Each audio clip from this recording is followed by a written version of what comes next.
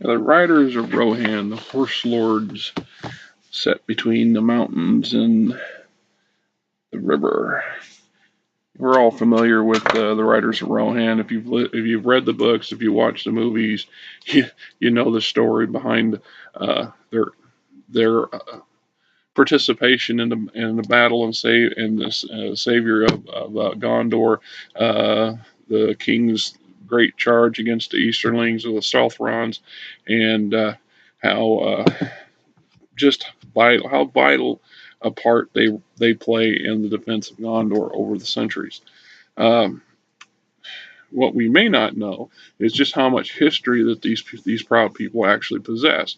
It goes back to the Second Age, my best of my understanding, toward the end of the Second Age. Their great ancestors settled the northern vales of the Uddeden River, the Great River Valley, between the Misty Mountains and Mirkwood, just south of the Grey Mountains. They dominated that area for many, many, many centuries. They were known as the Northmen at that time. They still had that blonde Scandinavian appearance. They just didn't have the horses that went with the culture. At some point, they acquired the horses. I'm not quite sure exactly how that came about, but it changed everything for them. It changed how they fought, how they wore. They changed how they hunted, how they communicated and moved about. It freed them up from the drudgery, if you will, of doing everything on foot, made them faster, more dangerous, more maneuverable, and it changed them at the very depths of their culture, of their being. Everything in their life revolves around their horses to some degree, including their religion, the way they view other people as well. You have no horses, then they pity you to some degree. You just don't have what they have. And this great, proud people uh, have a tradition of riding to the rescue, if you will, of the goodly people, the goodly races of Middle Earth, and numerous times. Their first introduction to Gondor in a large scale was when the mighty Earl led his tribes to the south to help one of the kings of Gondor at a very pivotal point in what would have been an early devastation to the great southern kingdom had the Rohirrim not arrived in force to help defeat the Easterling invasion. I believe it was the Easterlings. Anyway, so Riders Rohan is a source book for Middle Earth role playing game from Iron Crown Enterprises, of course. I appreciate you guys viewing those. The handful of you that have stuck through this.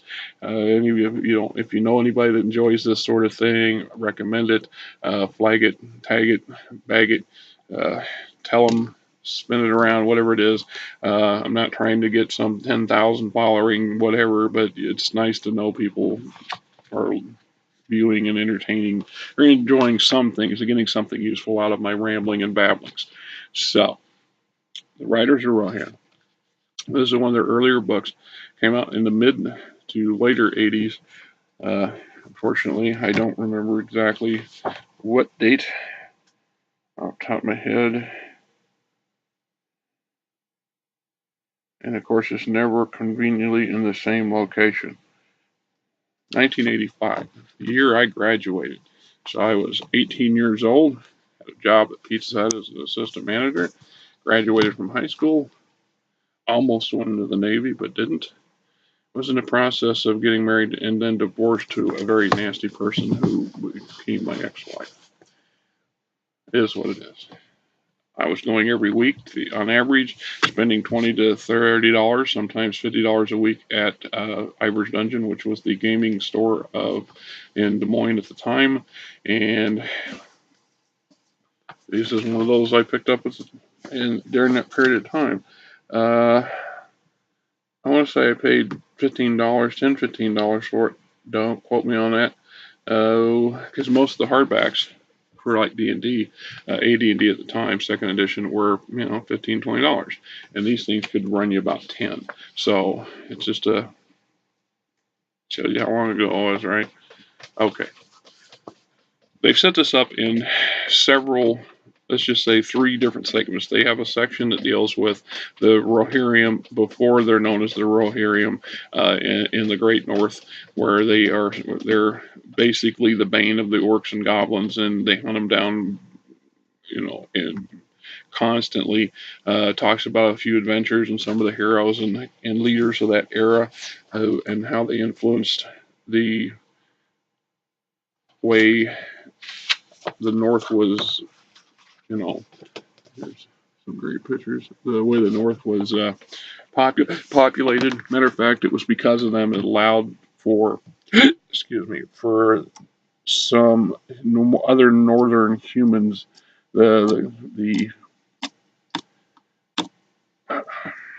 I guess they call them the woodsmen of Mirkwood, to thrive, because without these guys to slow down the constant waves of orcs and goblins pouring down out of Carndum and the mountains, uh, not and of course that just would make it much harder for them to exist. They also played a pivotal, not a pivotal role, but a harassing role against the forces of Agmar, the Witch King, during that period of time. These guys were more or less hassling the trade caravans and the supply caravans and forces moving. Small force groups moving to and from the Witch King's kingdom and Mordor. This forced a lot of their supply lines to go even further north through the Grey Mountains, which has its own perils and dangers. So it goes into great detail about some of the foes, especially among the Easterlings, the various, and Easterlings and Southrons are terminology from the Middle Earth from Tolkien, and they encompass a larger group of variants. It's like calling the Europeans, when in truth you've got the Germanics people, and you've got you see what I mean. There's many types of Easterlings and Southrons, so lumping them all together doesn't necessarily do them justice, but they do try to break it down here and here. It shows some of their early dwellings, maps, and so on and so forth.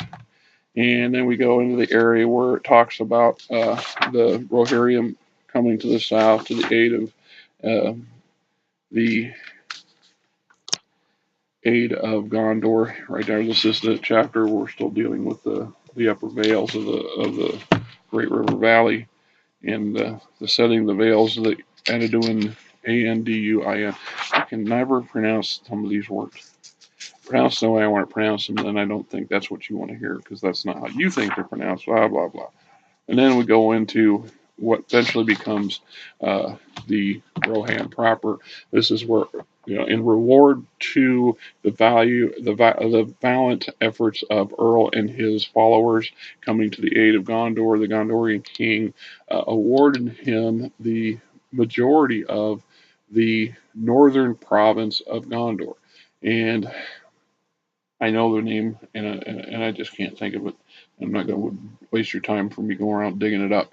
But it was a lightly populated area, mostly herding and some cattle, but very little farming going on. The few large communities and towns are adopted by the Rohirrim and thrive, and are still located more or less where they were located during the time of Gondor. This allowed the king to have a very powerful neighbor to the north that he could tap into when he needed. It also protected the Gondor from the north much more efficiently than they were able to do themselves. It kept the communications open to, more importantly, it kept the main communication, the main trail or road from Gondor to Arnor open through the Vale of Isengard, and this is a very important savvy political move on the part of the Gondorian king. The Rohirrim gained it very much as well. They gained the protection and having a very powerful southern neighbor on one side of them, a source for a lot of their craft work and their other materials. So their economy and their culture grew. It also the southern Great River Valley is very lush. The mouths of the Wash and the valley of Isengard. You just it's just a very rich environment, naturally conducive to raising horses on a large scale. So this allows them to thrive and grow and mount major formations, which often go to war with as an ally to Gondor. So Gondor gains a massive cavalry contingent whenever it goes. Its army enters the field. Gondor is not has never been a land power in the aspect that it maintained huge ground armies and or cavalry, because that's they had elite knight units, that kind of thing, but they're predominantly a seagoing power, just like their ancestors, the Numerians were. And from that perspective, their core ground army is very powerful, very strong, heavy infantry, but very light in the cavalry and or skirmishing department. So those are, added, are usually allies or mercenaries that are employed. So, it is what it is. What are you doing? No, you can't lay on the keyboard, you turd. That's the cat. Yes.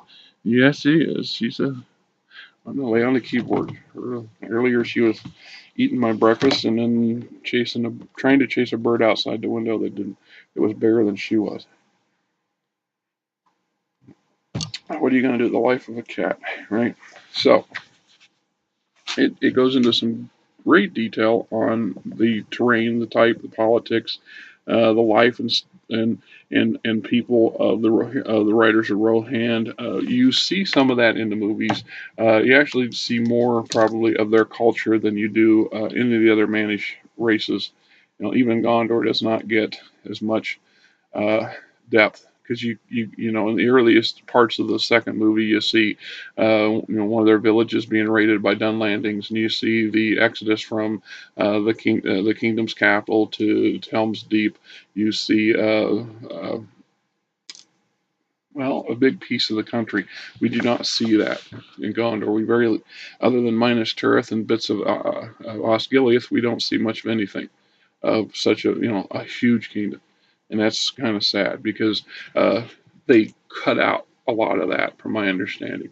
There was the march of Aragorn and Gimli and Legolas from the Stone of Urk to the coast near Pelegar or Lebanon, where he, his army undead basically overwhelmed the Sauron's southern army that's heading north, and the Corsairs, which we see that piece, but very little of the country is shown to us, so we don't know much about their culture, which is, kind of sad.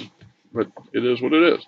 We talk about the politics and the power and the people, warcraft, military organization, and then we got this chapter on friends and enemies, and a lot of enemies.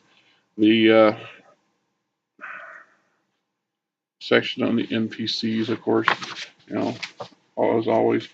These, as I say repeatedly, as a lazy GM, these are great tools, because you can tap into these things for ready-made NPCs and communities and towns and villages, what have you, for in your own campaigns. Just a little bit of tweaking is required.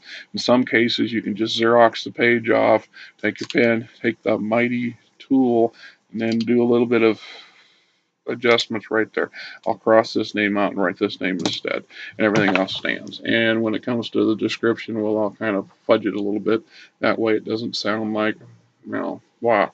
Now, when I look at some of this stuff, in here, and I think of the movies that Peter Jackson made, the first thing that comes to my mind is they did a credible job of keeping in line with what Iron Crown Enterprises envisioned, and somewhat what Tolkien envisioned. At the same time, I know in my head that they had no, the movie creators were not copying themselves out of Iron Crown Enterprise source books. On the other hand, I have to believe that quite a few people who were involved in the creation process and the writing behind the movies probably have read and or played these things. Because when I look at the and I can't pronounce it, the King's Hall and its interior and its exterior, it does a very credible view of this here. Very good, I think. Very close, very similar. It is what it is. And of course, we got Helm's Deep and the fortress and its towers and fortifications and gatehouses in depth and detail. Once again, as a lazy GM, another useful tool to be utilized and borrowed for other things. The glittering caves, the deepening comb, some watchtowers, some outer locations, you know, then a handful of pre-made adventures or adventure ideas. Very good stuff. Very good book. Good source material. If nothing else, these are good reads. And if you can still get these things. You can't go to the shelf and buy them off your local store, most likely, unless somebody sold it to them in the used department. I'm sure they crop up that way. I've looked into a few. Others you can go and purchase, like my, Northern Mirkwood book, which I had to go out and buy a replacement for because this one mysteriously disappeared from the house that we emptied, and the only thing in the house, in the bathroom, aside from toilet paper, was the book I was reading that I left there, and it disappeared. And somehow or another, my sister discovered it was in her back seat of her car. This was after I had told her that, I hope she enjoyed the book because I had to spend $40, $30, $40 to buy a replacement off the internet. And I got it, and I was surprised to find it. But it also tells me what the value of these things are to some people, right? It's always the way it is to some people. So, love it, hate it, like it. Writers at Rohan, Middle Earth. Hope you can get something useful out of it. I hope I'm doing my level best to interpret and give you a concept or idea of what these things were and what they are and how viable they still are and still can be. Till next time.